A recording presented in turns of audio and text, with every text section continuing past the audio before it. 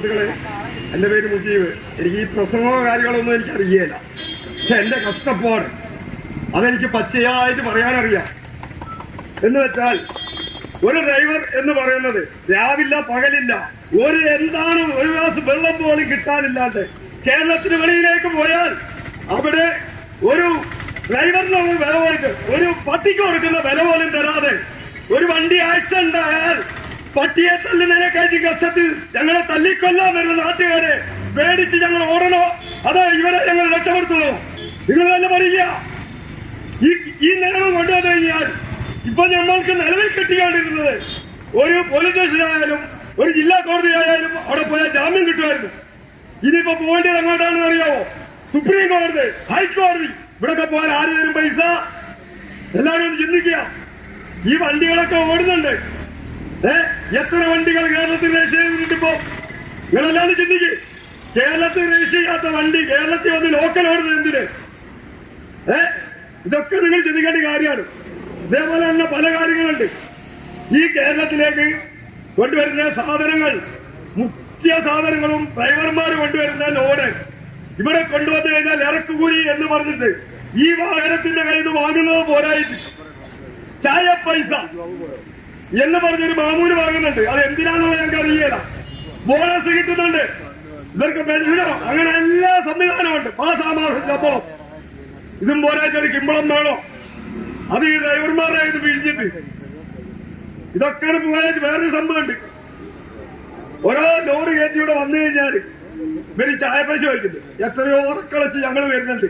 ഏതെങ്കിലും ഒരു കടക്കാരൻ അല്ലെ ഏതെങ്കിലും ഒരു സ്ഥാപനത്തിലുള്ള ആള് ഒരു ചായ മേടിച്ചു കൊടുക്കുന്നുണ്ട് ഡ്രൈവർമാർക്ക്. അല്ല, ഇവര് മനുഷ്യന്മാരല്ലേ, മൃഗങ്ങളാണോ ഈ ഉറക്കളച്ച് ഇങ്ങനെ വന്ന് കൊണ്ടു തരുന്നത്? ഇതിനൊന്നും ഒരു തീരുമാനമില്ല.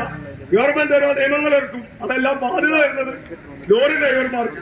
ബാക്കിയുള്ളവർക്കാർക്ക് ഇതൊന്നും നിയമമല്ലെന്നാ ഒരു തീരുമാനം.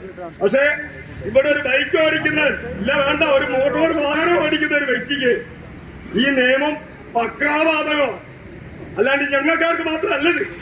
അതെല്ലാം നിങ്ങളെല്ലാരും ഒന്ന് മനസ്സിരുത്തി ചിന്തിച്ചാലേ മനസ്സിലാവുള്ളൂ. അപ്പൊ ഞങ്ങളിവിടെ കടന്ന് കുറച്ചാൾ വായി കീറി വർത്താനം പറഞ്ഞു കഴിഞ്ഞാൽ ഇതൊക്കെ നല്ല കാര്യമാണ്. കേൾക്കുന്നതിനവിടെ കുറച്ച് ഡയലോഗ് അവരങ്ങനെ പറഞ്ഞൊന്ന് പോകും. നാളെ ആകുമ്പോൾ ലോഡ് കൊണ്ടുവരും. ഇതെന്തായാലും അങ്ങനെ വിടാനൊന്നും തീരുമാനിച്ചിട്ടില്ല. പിന്നെ കുറെ മുതലാളിമാരുണ്ട്. ഇപ്പൊ ആണെങ്കിൽ ഡ്രൈവർമാര് വേറെ കയറിക്കോളും പൊയ്ക്കോളും. ഇനിയും നിങ്ങൾ ഇവിടെ സമരം ചെയ്ത് കഴിഞ്ഞാല് നിങ്ങളെ കൊണ്ട് വേറൊരു രീതിയിൽ നിങ്ങൾ ചെയ്യുന്ന പരിപാടിയുണ്ട്. കേരളത്തിൽ സമരം നടത്തിയാല് 100 വണ്ടിയുള്ള മുതലാളിമാര് ഡ്രൈവർമാരടുത്ത് പറയും നേരെ വിട്ടോ, കർണാടക, തമിഴ്നാട്, ആന്ധ്ര, തെലങ്കാന ഇങ്ങോട്ട് ഞങ്ങൾ വിളിച്ചാ വന്നായത്.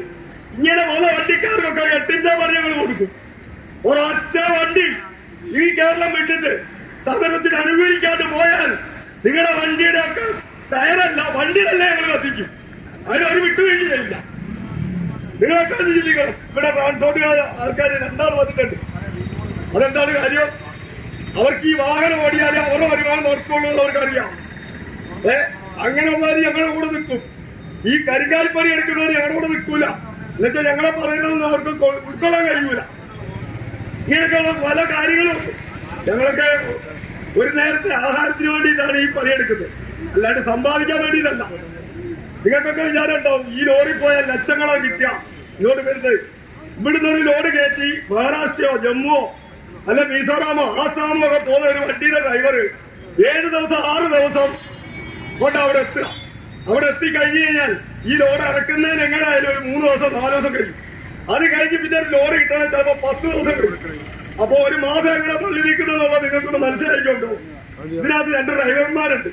അവരുടെ ചെലവ്, അവരുടെ വീട്ടിലെ ചെലവ്, ഇതൊക്കെ ഒന്നും നോക്കാണ്ട് ഞങ്ങൾ പിന്നെ പോവാണ്. എന്താണ് ഞങ്ങൾക്ക് വേറൊരു പണി എടുക്കാൻ കഴിയുന്നില്ല. അറിയുന്ന പണി ഇതാണ്. ഈ പണിക്ക് ഇങ്ങനത്തെ ഒരു നിയമം കൊണ്ടുവന്നു കഴിഞ്ഞാൽ കേരളം അല്ല ഇന്ത്യ ഒന്നായിട്ട് ഞങ്ങൾ സ്തംഭിക്കും. അതിനൊരു വിട്ടുവീഴ്ചയല്ല.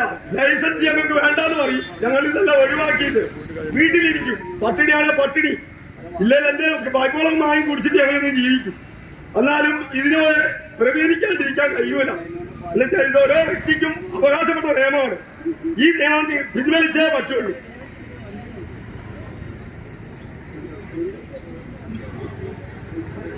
പിന്നെ ഒരു കാര്യമുള്ളത്, നമ്മള് ഓരോ ലോഡ് കയറ്റിക്കൊണ്ട് വരുന്നതും അതിന് വ്യവസായമായാലും അല്ലെ ഒരു സ്ഥാപകനായാലും കയറ്റി വിടുന്ന ആള് കയറ്റിക്കൂലി കൊടുക്കുക, ഇറക്കുന്ന ആള് ഇറക്കൂലി കൊടുക്കുക. ഇതൊക്കെ ഇപ്പൊ ഞങ്ങളിൽ വാങ്ങുന്നുണ്ടായിരുന്നു. ഇത് നിർത്തലാക്കണമെന്നാണ് ഇനിയുള്ള ഒരു കാര്യം. അത് നമുക്ക് ഈ ലോഡ് തരുന്ന ആരാണായാലും അവരായിരുന്നു തീരുമാനം എടുക്കുക. അങ്ങനെയൊക്കെയുള്ള കാര്യങ്ങൾ നിങ്ങൾ ചെയ്താലേ ഇത് നടക്കുകയുള്ളൂ. അപ്പം ഇത്രയും പറഞ്ഞ് ഞാൻ എന്റെ വാക്കുകൾ ചുരുക്കുകയാണ്. നന്ദി, നമസ്കാരം.